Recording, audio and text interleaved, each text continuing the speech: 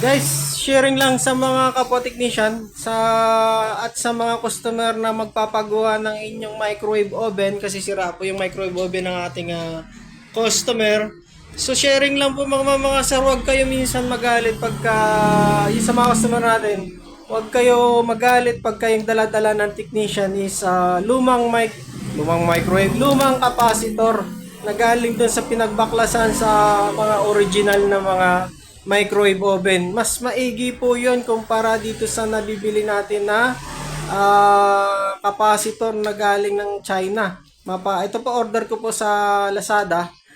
Meron din po ito sa TikTok, sa Shopee, pero wag na po tayo doon magtiwala. Halos sa kasi lalo na po pagka walang brand, maigi po na makakuha ng capacitor yung technician galing dun sa mga branded na mga appliances or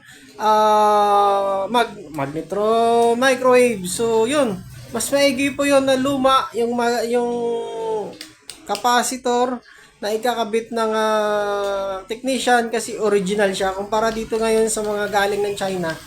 Etong nabili natin kasi yung 0.75 microwave capacitor 0.75 UF.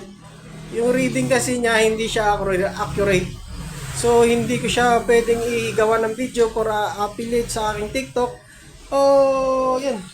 Ikabit natin to sa ating wala tayong maaga, kundi nabili na natin to. Pero hindi naman siya shorted. Pakipakita ko lang dito sa inyo kasi na hindi siya accurate. Yan, naka-microfarad na tayo. Naka-ilaw kasi patayin mo muna yung ating ilaw. Ito yung tsura ng ating tester. Yan. 0.75 UF pero yung nare-reading niya is hindi accurate. Tingnan niyo guys. Alam niyo naman talaga, China is China. Bahala na. So yun nga guys, pangit yung sira na yung ating tester. Yan. 962, 63. Yan, nagpa-fluctuate pa. Pero hindi yan grounded. Tapos yung isa naman, 800. Isa naman, 800 yan. Bumagsak na yung ating cellphone. Yan po, 800 po. Ayan po, sharing is caring lang. Yun.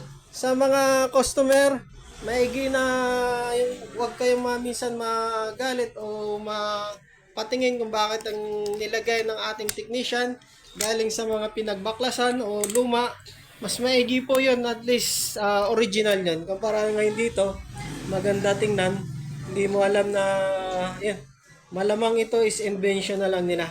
Pero hindi accurate yung laman sa loob. So yun, sharing is caring lang din.